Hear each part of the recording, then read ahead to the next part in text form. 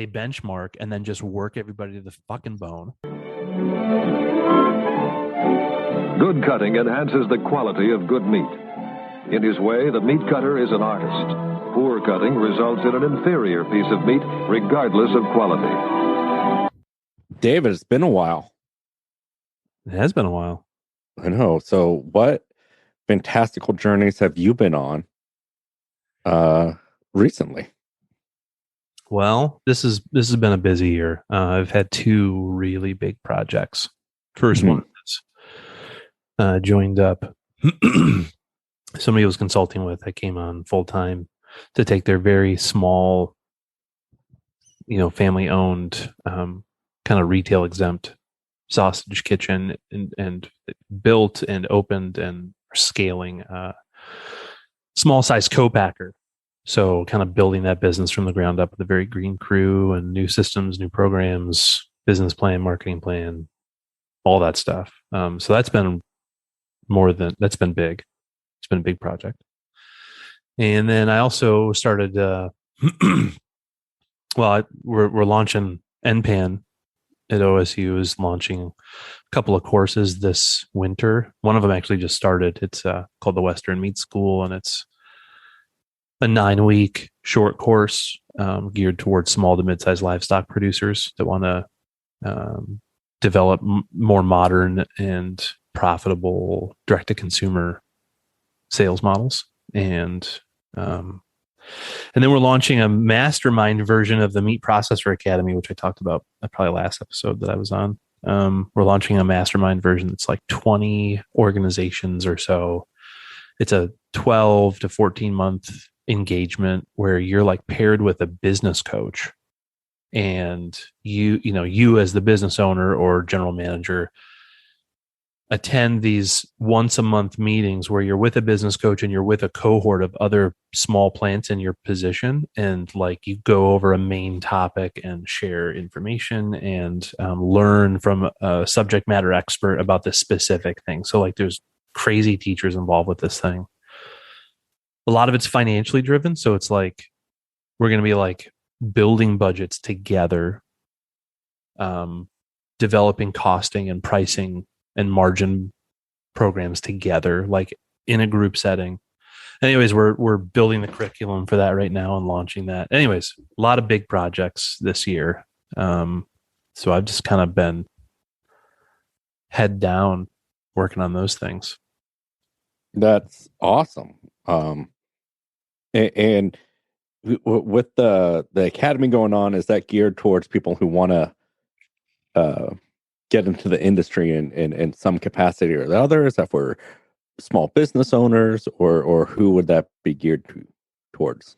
Yeah, the original Meat Processor Academy that was in April, which is now like a fully online course you could just do at home. That was meant for like people who want to open a business or are a small business that want to scale, processors that kind of want to get out of this like old paradigm of like cut and wrap shops where you're just benchmarking prices and competing on price. It's like it's the baby steps towards becoming a manufacturer. And that's the thing. Like, well, we need to do an episode on this, but like, it doesn't matter if you have 2 people on your crew or if you have 200 people on your crew. You are a manufacturer. You are not a test kitchen or a restaurant.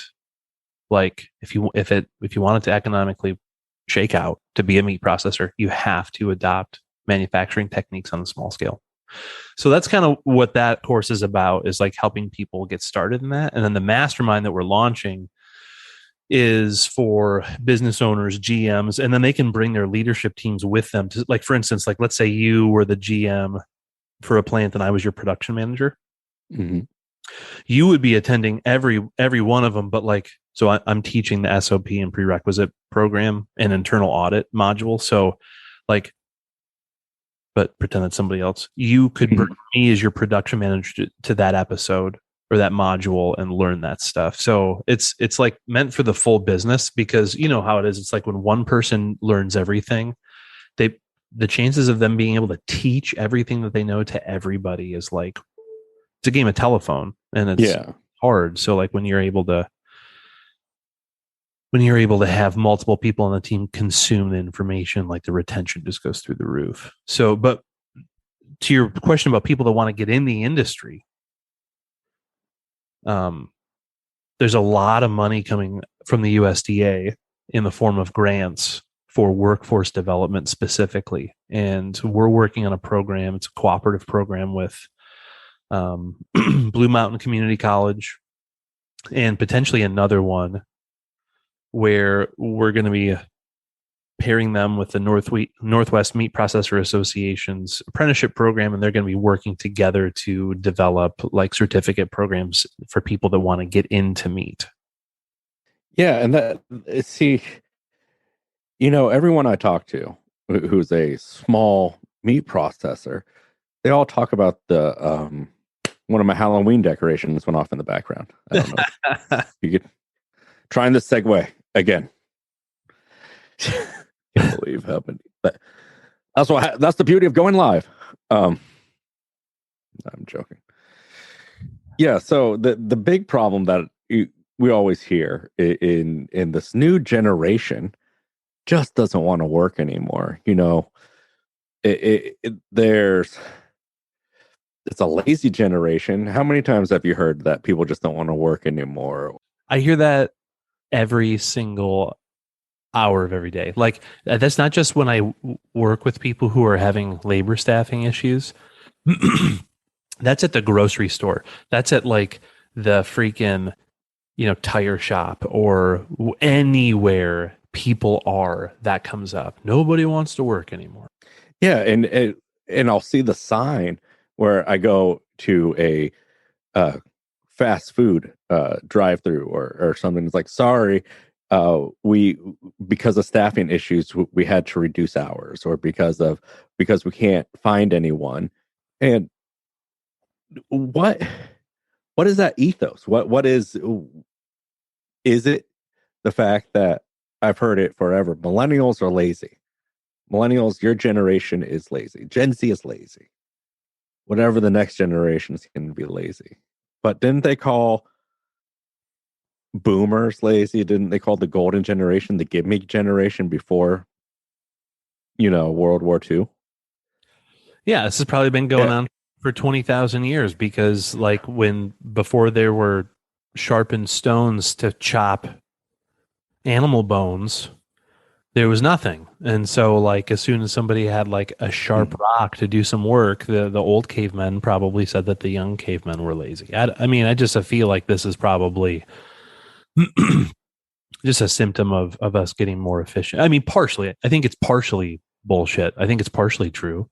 I think there's a lot of different types of work going on right now. And I think that like the value, money is supposed to represent labor, right? In its most basic form. I don't think that the right labor is worth the right amount of gold. I think we've got that totally flipped. I don't think that like Joe Schmo bringing his dog to work, working on the user experience for the new Zappo site, like I don't think that that's worth as much gold as somebody raising beef or hay or teaching elementary. Mm-hmm. But that's just me because I'm crazy. I'm a crazy socialist. Yeah. Well, because when I hear people like the anecdote talking about previous generations or my generation, is we had a worldwide pandemic, and at the peak of it in America, we were at 14% unemployment, right? Right before the pandemic hit, we were at 3.6% unemployment. Mm-hmm. And it seemed like everyone didn't have this issue before then. They had that it manifested, and this idea was like, oh, these people are getting paid to stay home, where it's like people were getting paid twice $400 to live for several years. I don't like there was like a couple, it was like $600 a month, and like now all of a sudden everybody's wallowing in cash and nobody wants to work. Like, come on, ding dongs. Yeah. And now that unemployment, I just looked it up since we've been talking, is at 3.5%. So it's it's a 0.1% less than it was before the pandemic. So it's not that people don't want to work. I think it's a combination that it's hard to find people who are available to work, because if we have low unemployment, then that means the available workforce is kind of spoken for, and that 3.5% is maybe not the best candidates for the roles you're looking for. Can I do a hot take? Do it. When people say nobody wants to work anymore, Mm-hmm. I say nobody wants to work for you anymore. Yeah. I can't remember where I was. And the list is anecdotal and not true, but I was in this conference and this guy says, I'll pay 25. I offer $25 an hour and medical and all that. And you know, these kids, they expect more and they're lazy. And that wasn't anecdotal. That was a true story, actually. Yeah. And I immediately thought of that. I'm just like, oh, it's like if all your exes are crazy, is it them, or is it that you don't? Are you the toxic one in the relationship? Yeah, totally. Unemployment, you're right. It's lower than it was before the pandemic. There's way less available workers for our industry. And you want to know something really crazy? Mm-hmm. Yes. Hourly wages have gone down since the pandemic. I know. So it's like people are coming back to work. People want to work. People put their necks on the line, especially like frontline workers, you know, in the meat processing industry or in agriculture or in restaurants and grocery stores, you know, like put their neck on the line to do the job that the community needed them to do. And now their wages are going down. It's just like, it's like, how do you expect to keep people in this business? You're paying garbage wages to begin with. I mean, if you look at the wage inflation from the 90s for meat cutters, you could be a meat cutter and own a home and put your kids in college in the 80s and 90s. And have a pension. Or retirement. Yeah. And like retirement nowadays, like that companies offer that, like, oh, we offer this or that. All honesty, they're comical to what was available in the 80s and 90s and before.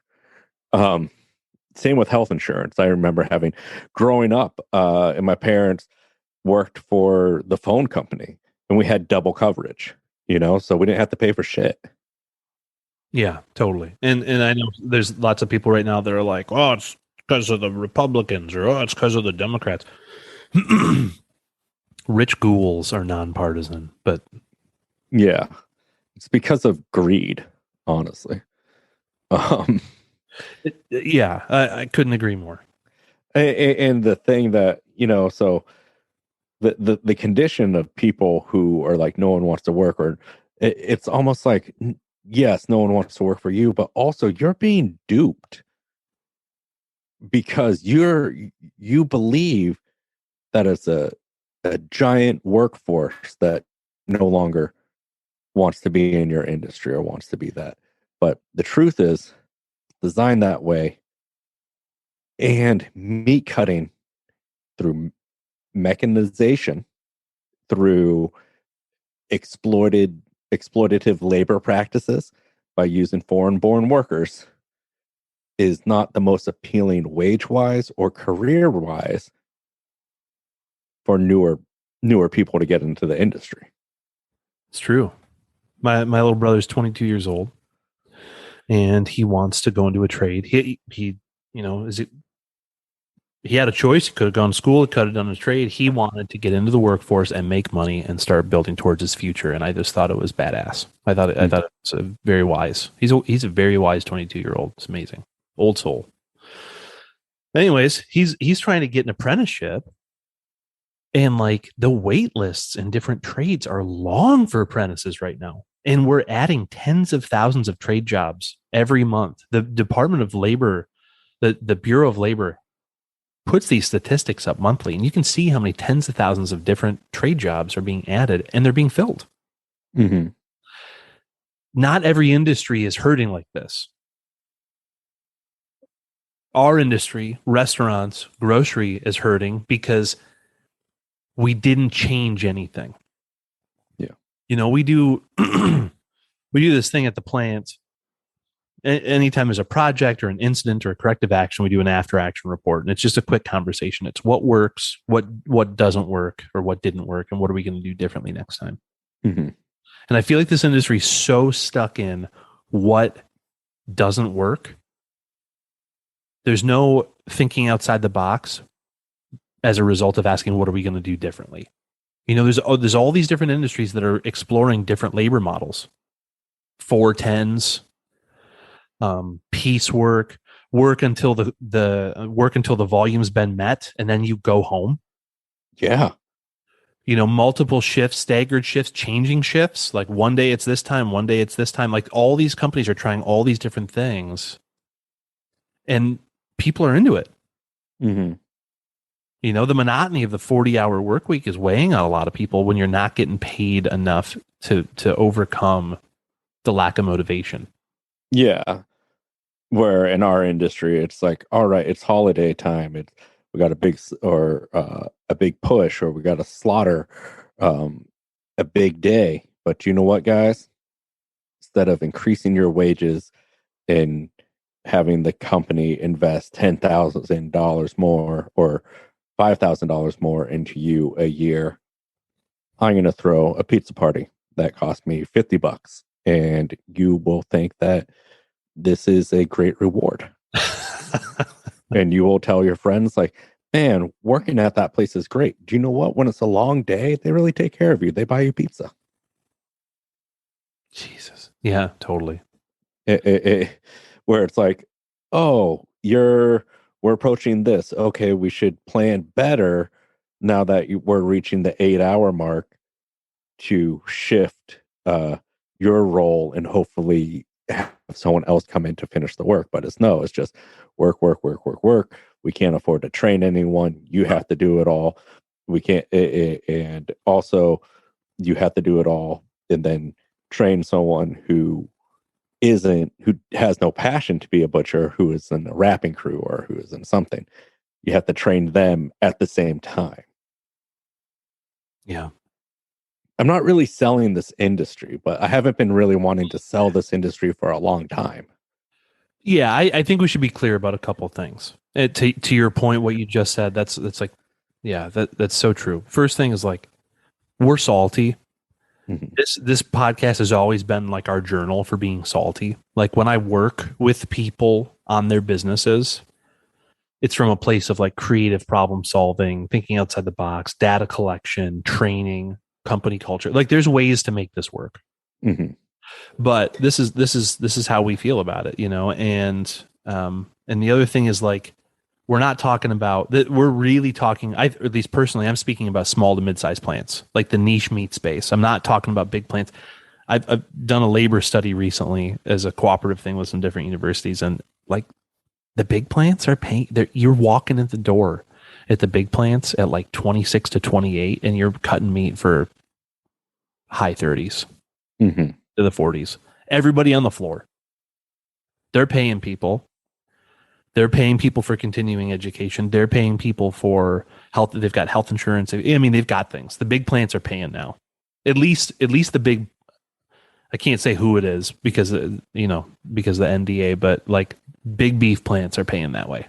I'm 100% positive. And that maybe not all of them, but the ones that I've looked into. And are they still able to keep their finished product at what would be considered a affordable rate? Or is this one of those things where it's like, oh, we paid these people what I would believe they're worth. Now look at all this inflation. Our meat is now $1 million a pound. Yeah, that's not how that works. I mean, we as Americans do expect to pay way less for our food than what it actually costs to make it. Mm-hmm. And we don't have the time in this episode to go over all the different reasons why that happened. Yeah, the exploitation of water is the biggest one. Sure, and then we but our section though, like the niche meat processing space kind of has a piece of the pie of the blame too, because this model has forced this part of the industry to like do one thing, and that's sell a story. Mm-hmm. We're going to sell this romantic story, and then we're going to be not very good at what we do because we're not from this industry or haven't done it very long. And then, but we're going to charge artisanal prices because the story sells. Yeah. That works for like year 1 through 3 when you're like, burning through your operating capital, but like you can't, that's not sustainable. That's not real. Yeah. And now the story, I see it in the boutique shops, and I remember the huge surge of small boutique shops like 5 years ago, 7 years ago, right? Mm-hmm. And then they slowly started closing after being open 2 years, 3 years. It's because the story is now common. The story is played out, in that sense. Handcrafted, local, grass-fed, grass-finished. It's not certified organic, but we do all practices. It is organic. It's just, it's expensive to call it that. I believe it now offers nothing unique, personally. Yeah, I also there's so many things. This is just a can of worms that we just got to go like a fire hose for a little while, I think. Okay. It just leads from one thought to another. I'm just thinking about like pricing and costing at the niche level. Mm-hmm. It's all benchmarked. I mean, how many times have we, I moderate the small meat processor support group on Facebook. You moderate your page and the meat block page. And how often, terrible, by the way. I don't know. Spam. Yeah, we got to get in there and clean that up. Well, you used to be an admin before you changed your last name to Vernon, and then so I got to figure out how to do that again. That's right. I'm about to buy all these crazy looking knives, I tell you. Oh my God. And then there's the DIY meat processor, and all these people say, "Oh, what do y'all charging to process beef out there?" Mm-hmm. And then people are like, "Oh, 70 cents a pound, 65 cents a pound, 45 cents a pound," and it's just like, you cannot put meat into a package for that much. Yes. But because the only thing that people know how to do is compete on price, they benchmark and then just work everybody to the fucking bone. And like, it's still not profitable, and then it goes out of business. Well, I don't understand how people are like, in this area, for example, it's like slaughters are out. I can't get any place to get my slaughter done. What am I going to do? What am I going to do? Oh my gosh, I can't believe you charged that much. This place charged that much. Then go there. But you can't get in for 2 years. How big's that be? That pork going to be? You're going to tell me that I charge too much, but yet you can't get it done yourself. And then of course there's the war between like, every single tiny lifestyle or hobby or whatever farmer, that's like really small. We're talking slaughtering 2 to 10 head a year. Yes. Or whatever. Like, they want CPG level packaging and cutting, but want old country smoker cut and wrap prices. Yeah. Why is your sausage so expensive? Is it so much more for lamb? Why is it so much more for hog? I'm getting 2 hogs slaughtered. Do you have any? Could you build me a custom blend for 40 pounds of potential trim when 50 pounds is my small batch size? Imagine if like it actually didn't matter, because it doesn't, if everybody has their own brand and their own story, because it's actually really confusing to the marketplace, and it's overwhelming to the farmers market and direct to consumer marketplace based on customer market research that I've had to do for a couple of business plans and feasibility studies. People are overwhelmed at the farmers market because everybody's got a different story and some spin they're going to put on everything. And some ranchers insist on saying beyond organic, which makes me just want to set myself on fire. Could you show me that Beyond Organic certificate? Don't get me wrong. I think organic certification is a cash grab personally. Yeah. But it is a certification that I have to do a shit ton of paperwork to ensure that my facility has. So if you say the word Beyond Organic and have and did no paperwork, you can't measure it. You can't measure yeah. non-organic. You have to be able to measure it in order for the consumer to have trust. So, where was I going with that? Talking about the farmers market and all the Got all these options, right? And then it's driving people back to the co-ops and to the grocery stores because everybody insists on having their own brand. And why aren't producers saying, you know what, we all do exactly the same thing pretty much, even though we call it something different? Why don't we adopt a set of values, call it our value proposition? Maybe we're all grass-fed and we do Charlet. Mm-hmm. And we only slaughter at 28 months or blah, blah, blah, whatever you want to say. Band together, combine our herd, and then we become an attractive customer for a cut and wrap because we're going to bring in 8 head at a time and they're all going to be cut exactly the same way. And we're going to sell that direct to consumer. And instead of all of us focusing on our own individual story and marketing, where we have 10 farmers telling 10 different stories, which are all the exact same story when you really think about it, you could have one person of that 10 be in charge of final sales. And that would be your sales avenue. You sell it as one brand. But I think the biggest hurdle would be the individual, because there's pride, and not pride in the sense that like they're doing a good job, but pride in the sense that people are stubborn. So how do you get through that stubbornness, and how do you change that? That I really don't know. I think that capitalism makes people do weird things. But I would say, this sounds like we're shitting on farmers right now and ranchers, but I would say, and butchers and our industry. Yes, the meat plants could do the exact same thing if they started banding together. Like, let's say your facility was killing and cutting, and my facility was making all the RTE, and we both had specialists and specialized equipments that would drive costs down, size up, turnaround time down, and everybody would be making more money simply by cooperating. Yeah. We wouldn't have to do anything else. We would just widen the margins just by cooperating and making things easier. Yeah, because if 10 of us ranchers get together and we're a co-op, and then we go to the meat cutter and we say, okay, we sold everything in quarters, so we've got 50 head of beef, 10 each, 5 producers, and each one is cut into different quarters. Here's your 200 cut sheets. That's not cooperative. That's everybody going out to dinner and having their own tab. That's like, that's awful. And you're going out to dinner, and your friend Sean, who doesn't listen to the podcast because you're in your 20s, his dinner was expensive, right? But he doesn't have enough money. But your soup, which was streamlined, and you were going to save money, are now paying for his expensive meal. Yeah, so we can dive into co-ops. Obviously, we got a lot of bones to pick this week. Yeah. Well, we don't have to talk exclusively about co-ops. I'm more. I think, again, you mentioned the fire hose, that this is going to go all over the place. Yeah, it has to right now. That's just how the world is right now, I think. Well, I just view it as like, it's been so long since we've been in this setting, right? Because if you guys don't know, me and David have never communicated outside of the podcast.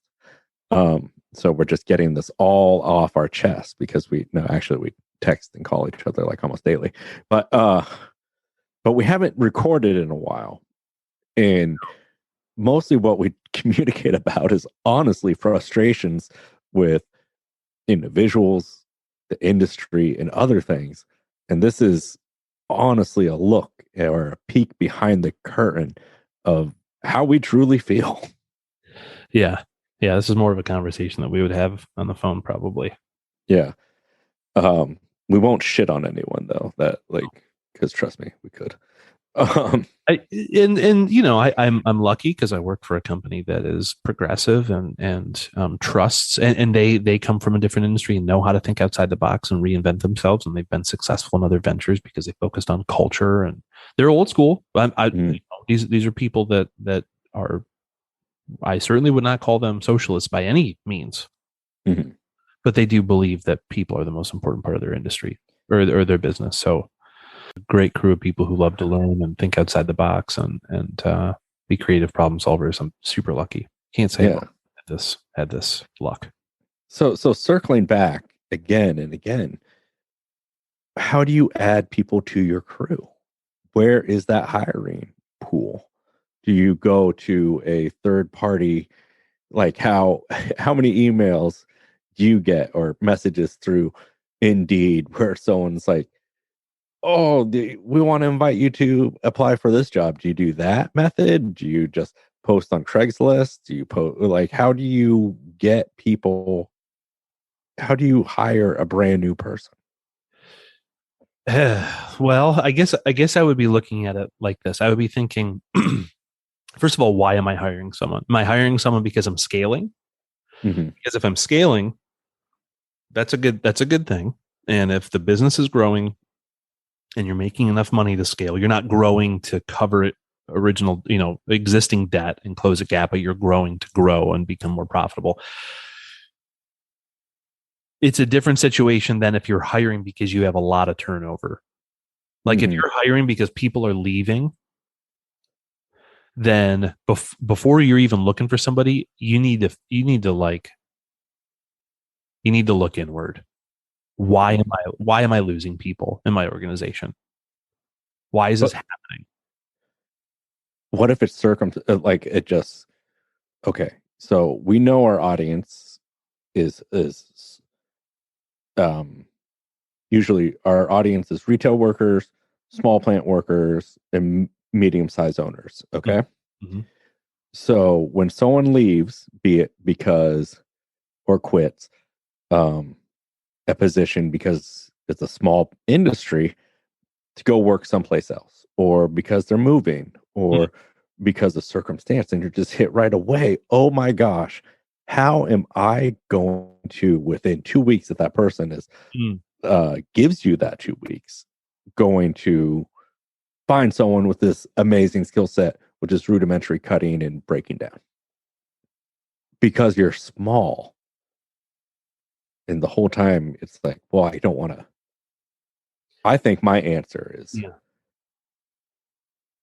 and it's impossible because I'm not there either, but it's to prepare for that by having a little bit bigger operating costs or a little bit bigger payroll, and have those so you're always overstaffed by at least one or two people. Yeah. Yeah. I mean, you just have to plan your operating budget to account for that. You have to, adapting in a changing environment is like one of the things that a business absolutely, I mean, the moment you start, you have to have an emergency and business continuity plan. You have to have an exit strategy. If you don't have either of those things, then you're not ready to start. And yeah, that's part of it. Overstaffing a little bit to absorb volatility in labor. Yeah, people quit, people go to other industries, people move, people pass away, people burn out, people, all the things. People should not feel guilty about taking a vacation. No. People shouldn't be like, this is one thing you always see in the industry. It's fall, no one could go on vacation. It's summertime, no one could go on vacation. It's like, so in the slow time, we're all furloughed potentially in the winter. There's no slow time anymore. But it's like, you want me to save up my vacation for because there is no work, or when when I don't want to go visit any place because the weather sucks? Yeah. Yeah. I think that's very true. And the reality is like you have to slightly overstaff and you have to give people paid vacation. Mm-hmm. If you are unwilling to do that, you will be unable to stay in business. And if you stay in business, you will be unable to maintain quality. You just somewhere the chain will break down. Mm-hmm. Now, practically speaking, where are people hiring these days? I mean, when I was looking for a job as a meat cutter, I was on Craigslist, but that's not really the way of the world anymore. If you put something on Craigslist and somebody's going to be trying to the first question I get is like, do you have Zelle? And then I know it's a scam, There's just a lot of scammers on Craigslist. I think Indeed works. I think like Good Foods Jobs, if that's still going. I don't know if that's still going. The NPAN newsletter is strong Mhm. for job placement. I don't know. I don't know how you find people. I mean, the short answer, like, but it's like abstract. The short answer is like be a place people want to work, so that you have a stack of resumes. And how do you do that? You compensate accordingly, benefits, Ima- and a living wage. Imagine this nightmare scenario. Okay. Yeah. I am a small farmer, right? And I just received one of those grants, or I'm a small cut and wrap, and boom, I'm able to have this facility, this brand new facility. Mm-hmm. But I got the grant for this piece of equipment, for this and for the build out, Mm-hmm. but nothing to carry my costs while I train anyone. Yeah. And or like, how do you staff a brand new place? When does that begin? Does that begin when you turn the key a week before, or does that start even before there's blueprints? That's a good question. So I can, there's a couple of different scenarios I've seen. I've seen a lot of people who are, they're coming from agriculture. They're all green. They're like, how hard can it be? It's cutting meat. And then they learn together. I think Phil out east has been does not fit what I just described, but I think he's worked on a couple of farms that like built programs from the ground up. I think he did a lot of learning as he went and is like really skilled now. That can work, but like I think more often than not, you either need to hire people with experience and pay them accordingly, which is going to be more than what they're already making, because you're going to have to pull them away because startups are really, really hard.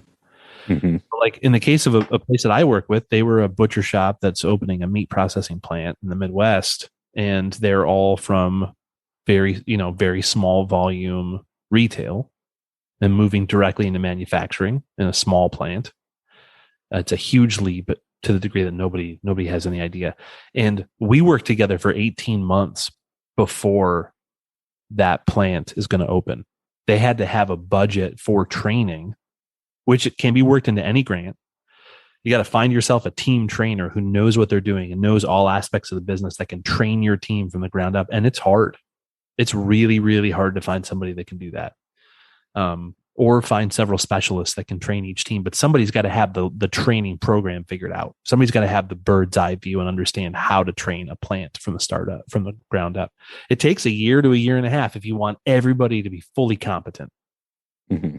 Could be like a year, but you're talking about not just HACCP certification, but like practical HACCP implementation.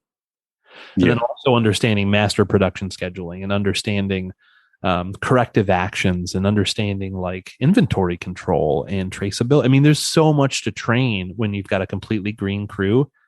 Just being a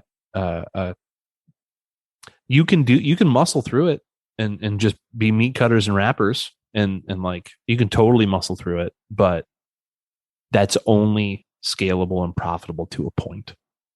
Yeah. As you're saying that, I look back to an earlier part of my career where this shop just opened up and it didn't do anything in place, and and now, because hindsight's always better. Yeah. And I'll say that about shit I'm doing right now. Like 10 years from now, I'm like, oh man, I could have obviously done it this way. But just looking back, it's like we hired we had one person who knew how to cut meat, and the adage from the owners is it's not that hard. And then we had some wrappers, and to the point where it's like no one even read the manuals of how to operate the equipment. Like there's just wasted money called on technicians because no one even bothered to like to read a equipment manual to set the time longer on a seal bar for certain things, or there was just so many things that are just now so intuitive. Mm-hmm. But it's just, you know, there was no one along who made those mistakes already. So it was all of us making those mistakes together. Yeah. And I wish we had a consultant. But those people are jerks and that business is no longer around. Yeah. So fuck them. That's why. Yeah. Yeah, no doubt. What are there projects in that you've been a part of, or things that you've turned down because you saw the only outcome was failure? Yeah. Oh yeah. Sometimes too late. Mm-hmm. Sometimes and I still sometimes do this. I like think I like think at the potential. I don't know. It's hard for me to accept saying no sometimes. Not to a job, but that something's not possible. I believe that anything is possible if you're willing to be creative. I really, really, truly believe that. But it's hard, and you have to put the time in, and you have to put the work in, and you have to build the systems. You can't run a business back of the napkin without clear and transparent financials and financial reporting and data collection. You can't do it. Like, you can only do it to a degree, but you cannot. You have to live in your business. If you don't have systems and processes and training and data collection and operating budgets, you have to live in it.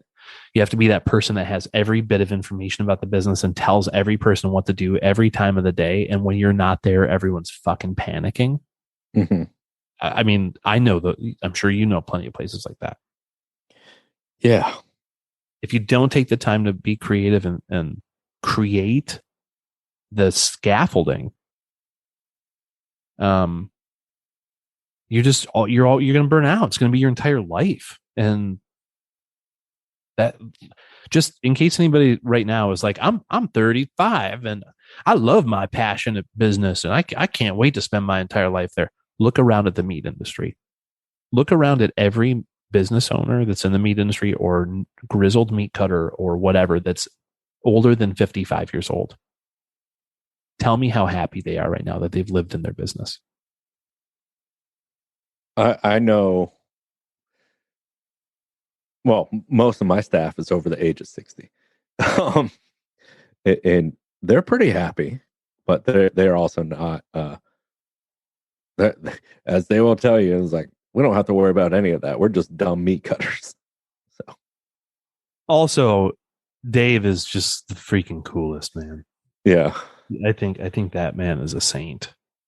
And then I got Roger Martin, 71 years old. Started portioning tenderloins when he was 6 years old.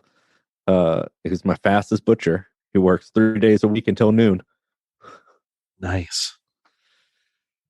He just likes it because he gets to spend his paycheck on Tommy Bahama shirts. I like this guy already. I can't wait Yeah. And that's in talking about what I just said, because again, we have this fire hose just changing directions and directions. One of the things I found to help me with this short staffing artificial issue is that I'm hiring people, like I said, who are over the age of 60, who are retired, who are pension meat cutters, who are just looking for a little bit of spending money. That's not sustainable either. Because these people who are retired doing this a couple of days a week are going to eventually just want to fully retire. Yeah. And so I'm in this unique spot of like, I'm good right now with cutters. I have to bite the bullet and train people from scratch, which is not that fun. No. I because I think about like me when I was learning, and I don't know, like I will never say I got it, but I can't tell you what the curriculum or how I was trained and what order I was trained or any of that. So Yeah. And I've done apprentice programs at shops that were laughable. Looking back. Oh no. And I mean, and I think there's a lot of really great trainers out there, but like if you're not given the time and the space to create your to be a trainer, Mm-hmm. then like it is a super stressful thing. And what people need to realize is training is, you need to expect the cost that you have to pay someone to learn. Yeah. Those anecdotal stories of, remember 10 years ago, it's like, if you were to cut like that, you would be sent home. Back in my day, that's not true anymore. You could cut like shit, but if 5 out of the 7 things I tell you to do are right, then I could forget about those 2. Yeah. That's horrible. Yeah. Yeah, totally. Because I go online and I see all these happy butchers who all are part of the same demographic, and they seem to all have jobs. Instagram does not reflect real life. I thought it did. Not at all. It looks pretty cool though. Mm-hmm. It looks really cool. My Instagram mostly reflects my real life, but that's because it's mostly photos of food and like cheese and Yeah. Like your personal Instagram? yeah. My personal Instagram doesn't reflect my real life at all. One, because most of the pictures I post are years old.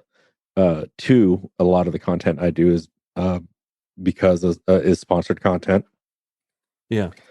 And 3, I get fatigue from like really posting. So if I post something, it's usually about my chronic depression. So Yeah, it's good to post about things you're intimately familiar with. yeah. And then some new stand-up material that I'm trying to work out on. Is that right? Yeah. It's really bad, David. So it is not good. Like Tim Heidecker, but not ironic. I can't ever tell when that guy's kidding. No, it is it's very I don't know how to describe it, but it's just, you didn't see that video that I made where I put my own laugh track in. I did. That's funny. Yeah. It's like that, where I know this is shit and this is garbage, but I do it with sincerity. But anyway, so Instagram's not real life. Not real life. No. In fact, I think that what has become like the fetishism of artisanal butchery probably really only represents about 1% of meat industry professionals in the country. And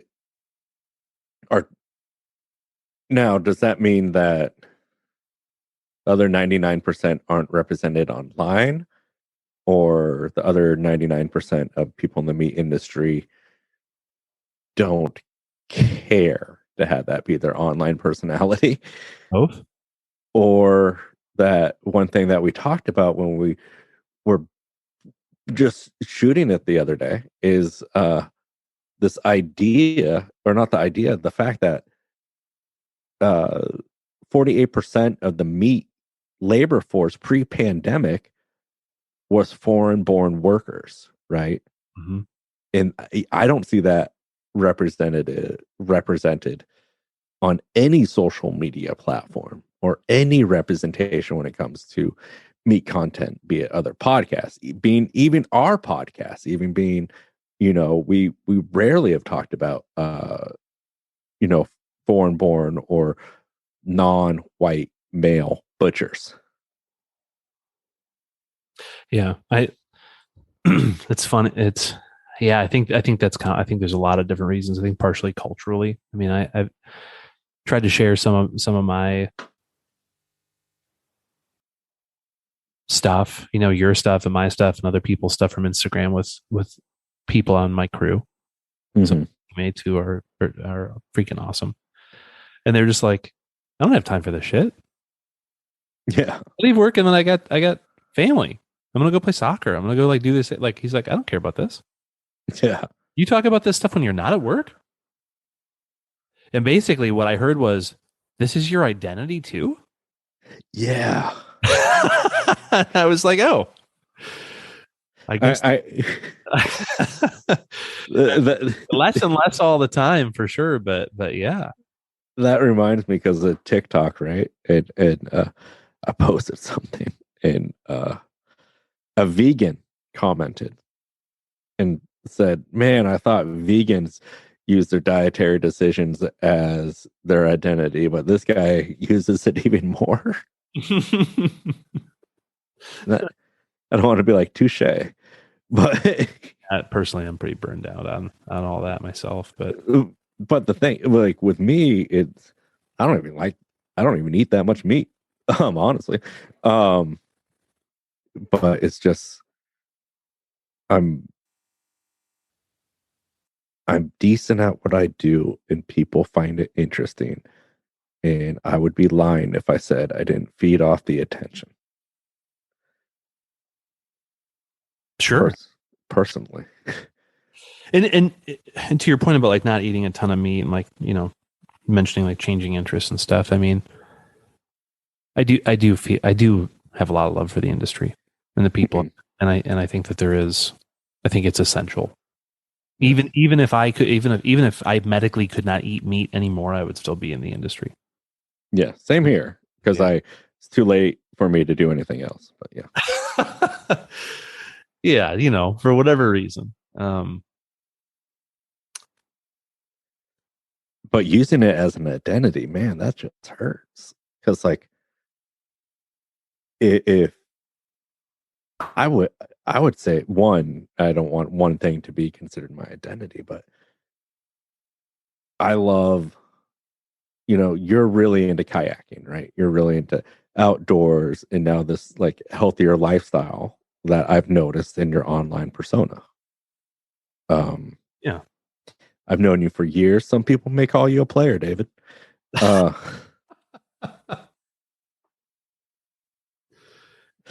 staying in. That's what she said. I enjoy ATVs and the water and fishing and all that. Yeah. So yeah, maybe I should, and I try to focus more of that because Instagram butchery is not butchery, and I'm so sorry. And if you're listening to this and you like, you're saying that it doesn't encompass the entire industry. Yeah, that's what I mean. Yeah. That like, because we're talking about 48% of the workforce that I feel that isn't represented in what we see when we open up our phones, or the 48% of the workforce that is behind the scenes before it gets to the artisanal shop, before it gets to your display case. Where were the workers on the floor? Where were the workers in the breaking room? And and honestly, a lot of those places, they're not allowed to have their phones either. So. Yeah, totally. Well, I mean, that's a huge portion of it is like, I would challenge probably anybody that's listening to do a listeria test on someone's phone that's in their pocket on the cut floor at any time, and it'll come back positive.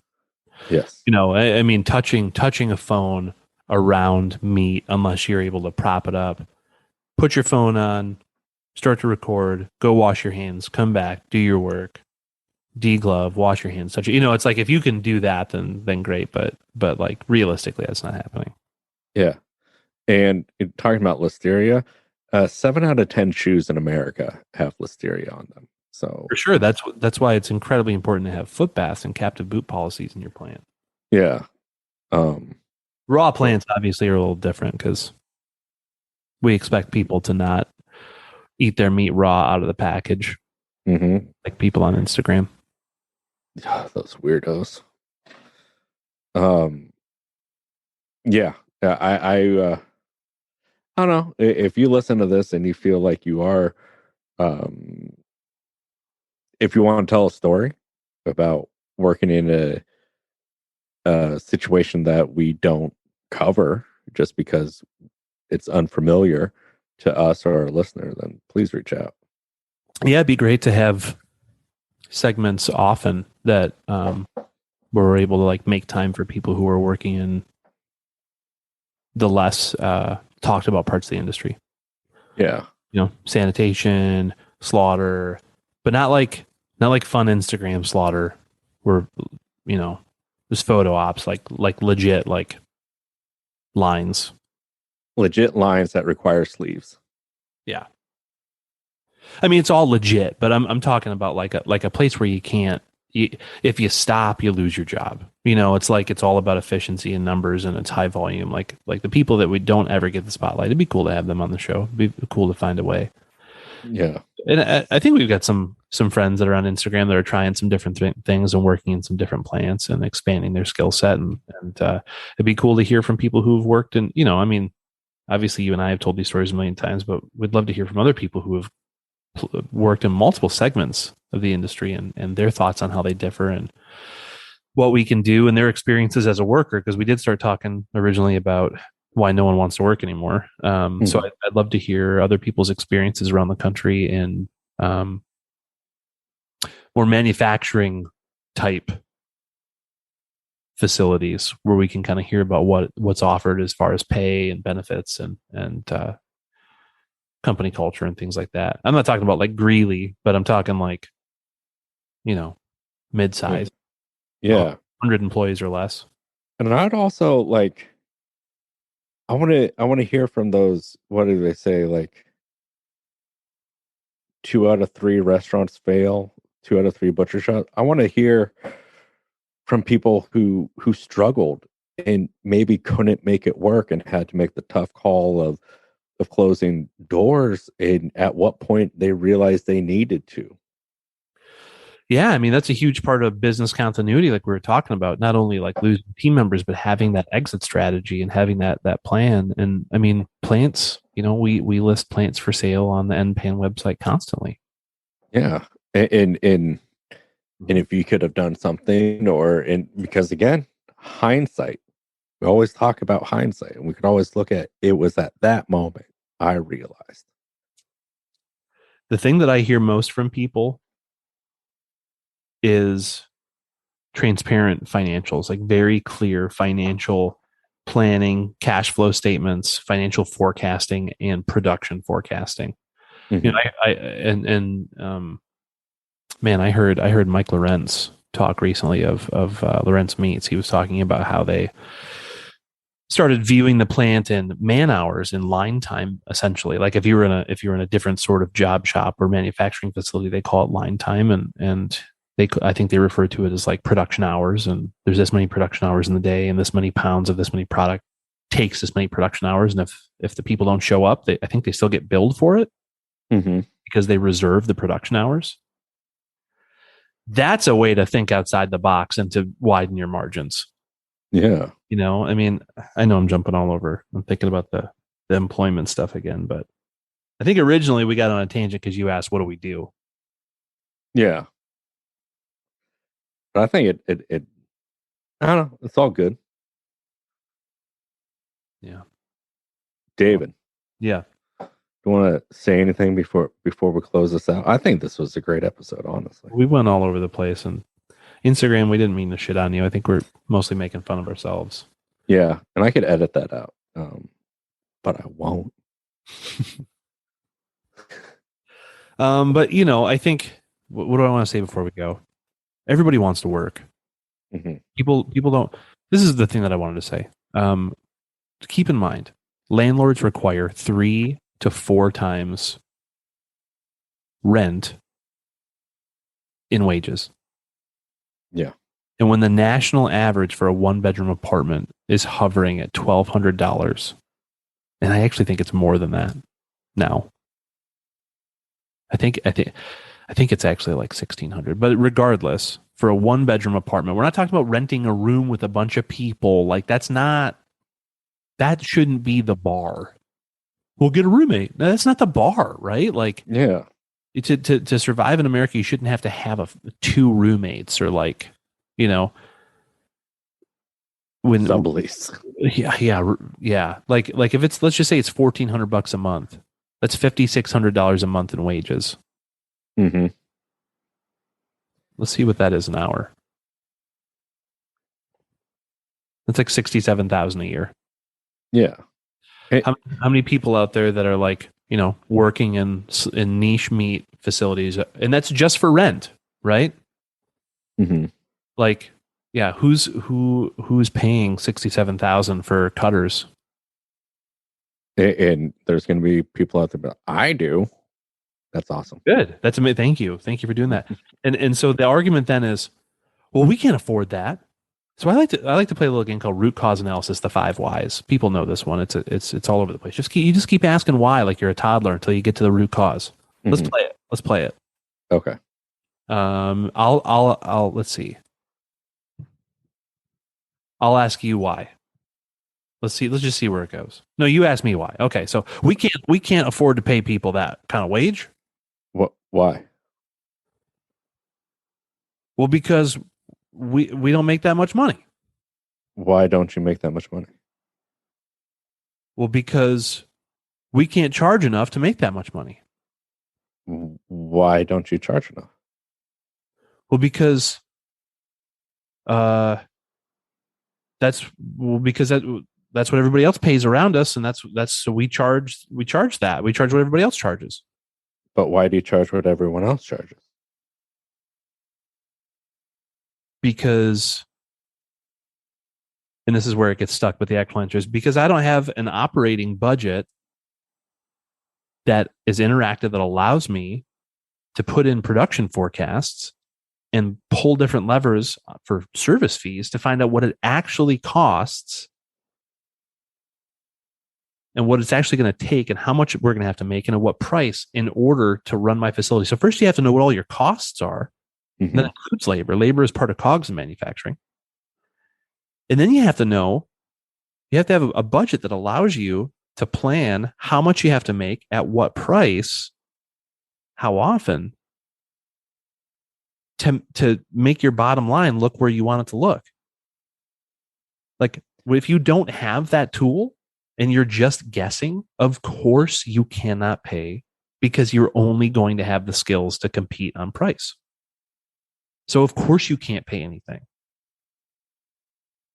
Like if you're just bootstrapping your company and you have no visibility into data in any way, like of course you can't pay people because you're not running a business.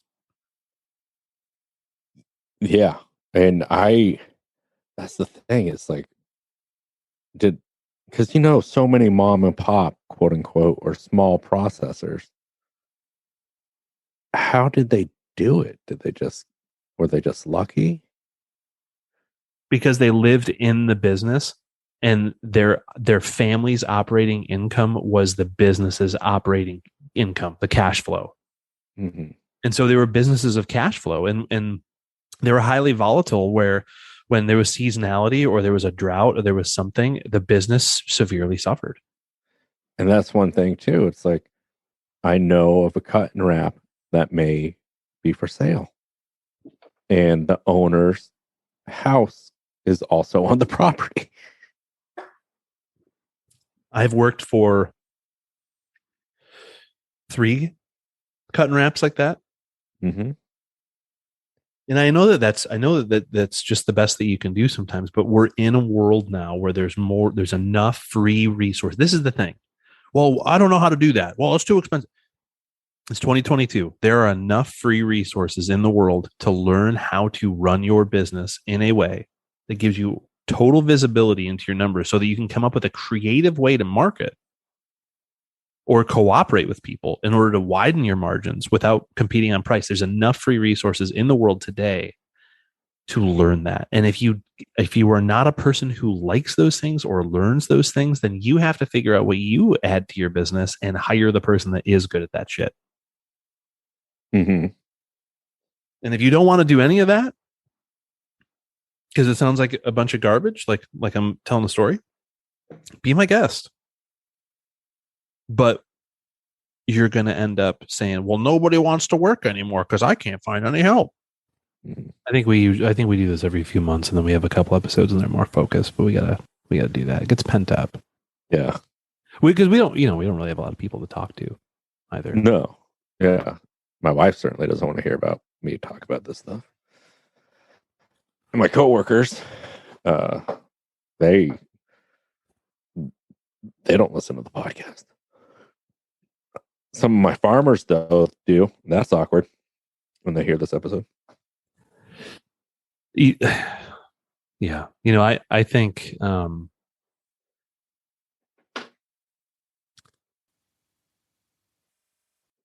this is only going to get worse. What? This problem, because this artificial labor shortage? Well, yeah, and it's going to actually be a real labor shortage because, there's $2 billion being pumped into the American food production world from the USDA. And they're just passing out money. Well, it's you know what I mean. Yeah, I mean it's their grants, right? And they're pretty rigorous. I've sat on a couple of the panels for these and deciding where the money is going to be spent and stuff like that. And they're rigorous, right? Like you have to do the work. You have to show up and do the work. And a lot of ranchers and processors are upset because they're like, they should just give us the money. And it's like, well, no, you have to show how you're going to spend it. Just like any lender. Yeah. They're not even a lender. They're just going to give it to you. And all you have to do is just tell them how you're going to use the money. Like that's not that crazy. No, it's not. And then it's like, the thing is like, well, this only covers 75% of the costs. Yeah, they're hoping you're a viable business that get paid the other 25%. Exactly. Or have invested or whatever. And so there's all this money, and there's like a lot of meat processing plants opening up soon and over the next few years. And most of them don't have labor plans, and a lot of them are in the middle of nowhere because they're quote unquote underserved areas. Like, oh, there's not a meat processor plant for 350 miles. Yeah, no shit. Are there any people there? Is there a market there? We got this incredible deal on this land in the middle of South Dakota. And this town of 800 people is so cheap and the water's great and blah, blah, blah. We can't find anybody to work here. What can we do? So you built a business in a place where there's no people, and you're confused that there's no one to work there? Yeah. It's not like the fracking boom where they're paying, where you just show up and you're... Yeah. And when I hear that, I'm so sorry, but I just think, how can I get some of that money and not work so hard? I got it. I'll train. I'll consult. I'll do this because this is another episode. So yeah, I think that this problem is going to get a lot worse because there's going to be a lot of plants that open. I think it's going to be really hard to find people to work. And there's other grants for workforce development, and people are like, okay, if we just create job opportunity, if we create training programs around the country. I'm sorry, but if you build a training program, it does not mean they're going to come. Yeah, and who's also going to teach this training program? Yeah, not only that, but what are we promising the people they're going to make? My brother, who's 22, he's going to go to be an apprentice, to be a linesman. Mm-hmm. He's going to go be an apprentice for less, I think, a year or two, and then he's going to make $90,000 regular time, and then they're on storm and overtime all the time, and they're making time and a half constantly. I was a lineman for the county. So like he knows that the second he gets out, they've created enough jobs that he's going to be placed immediately, and he's going to make that kind of money with a retirement, with benefits. Like, what are these meat cutting apprentices supposed to do? Like, hey, you play your cards right there, big shooter, and you're going to get yourself a job making $17.50 down at the Piggly Wiggly. Like, no way, dude. These people. Nobody wants to do that. Like, what? You play your cards right, you're going to have to be in a toxic relationship to afford to pay rent. Totally.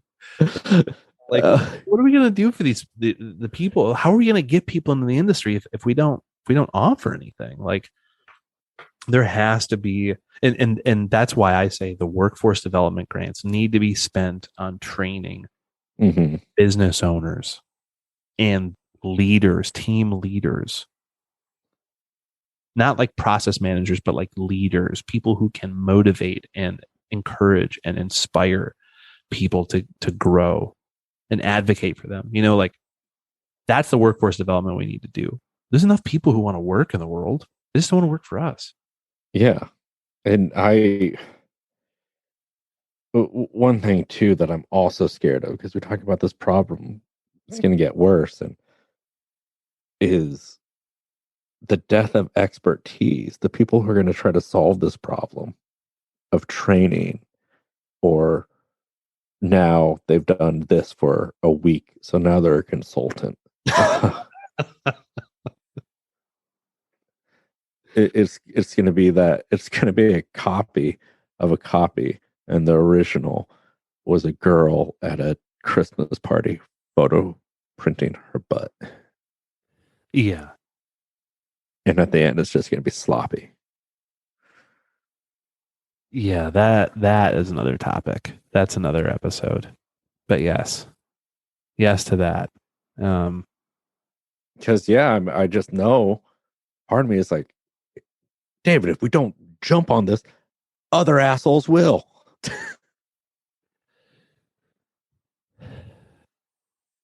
We're giving way too much in this episode. and everybody's got to start somewhere, and we all know that, we all feel that, but yeah, let's think about that. I'd like to put that's hitting really, really close to home right now. And I feel like too reactive to talk about that on the air right now. Yeah.